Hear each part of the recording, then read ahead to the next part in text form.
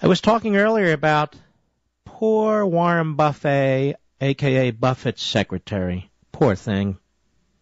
She pays this massive tax rate of 15%.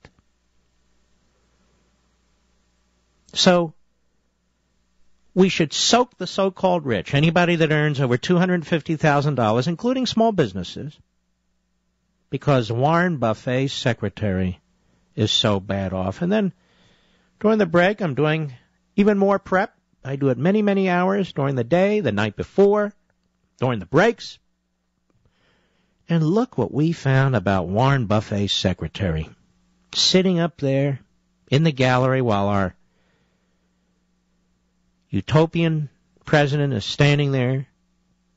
I could almost, in my mind's eye, couldn't you see him throwing $100 bills in every direction? Fists full of $100. Yeah, they brought him a big, big basket of money. Here, you take this, and you take this. And by the way, I'm going to take that from you and that from you. So brilliant is the mastermind. But here we are, thesmokinggun.com. And their title is, despite unfair tax burden, Warren Buffett's secretary was just able to buy a second home. Well, this caught my attention. How about you fools in the media? Now you're on to the next lie. They go on, despite a heavy tax burden, Warren Buffett's secretary last year was able to purchase a second home in Arizona. A residence complete with a swimming pool and a professional PGA putting green, according to real estate records. Oh, my goodness. Deborah Bosanek, 55, and her husband Gerald bought the 2,100-square-foot home in Surprise, a city outside Phoenix. Well, surprise indeed, ladies and gentlemen. Now, the Bosaneks paid $144,000 for the 4-bedroom, 2.5-bath property. The purchase was financed in part by a $115,000 200 mortgage. Now, the principal residence of this couple is in Bellevue, Nebraska, several miles from Buffett's corporate headquarters in Omaha. The couple's 2,568-square-foot home, built in 2000, also has 4 bedrooms and 2.5 baths. But the modest property, which Sarpy County assessors last year valued at $217,000, offers no outdoor amenities for swimmers or golfers. Well, they fixed that. They just bought a second home. Bosanek, who last night attended the State of the Union speech, has become the face of Obama's so-called buffet rule, which contends that the secretary of a wealthy individual should not pay a higher tax than their boss. And of course she doesn't, because we're mixing apples and oranges, capital gains taxes, with personal income taxes and corporate income taxes. But no matter how many times I say that or others say that,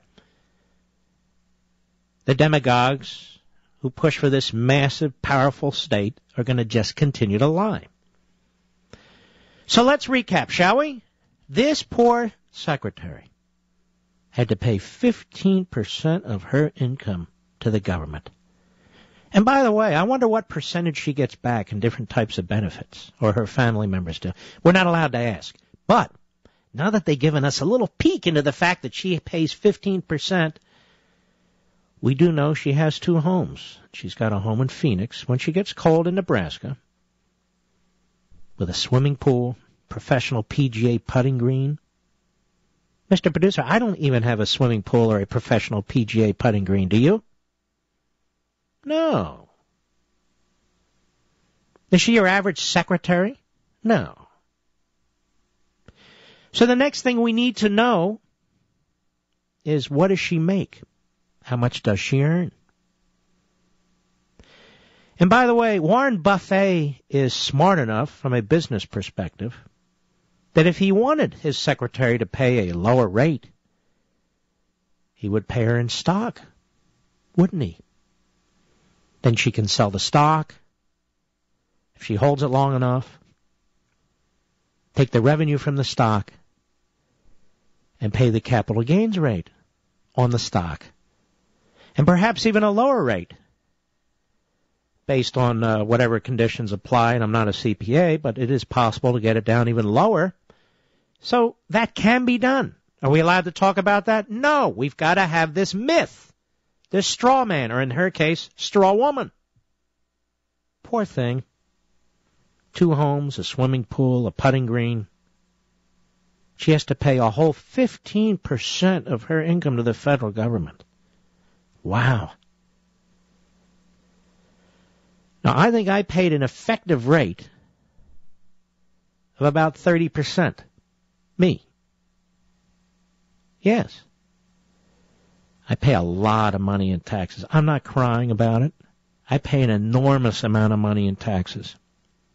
As a matter of fact, I should be sitting in the gallery at the next State of Confusion speech. You know why, Mr. Producer?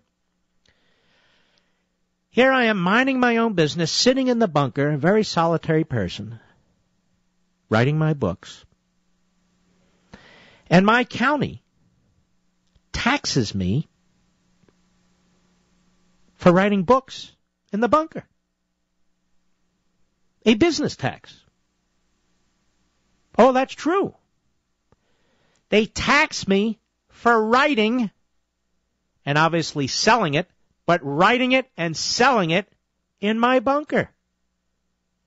Seems to me I should have a seat up there in the gallery next time so somebody can point to me and say, our country's so out of control. There's Mark Levin up there, everybody. Let's give him a hand.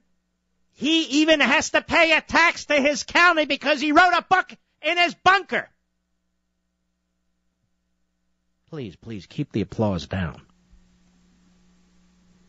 How come we don't have anybody in those galleries with these State of Confusion speeches who've been put out of business because of government taxation and regulations?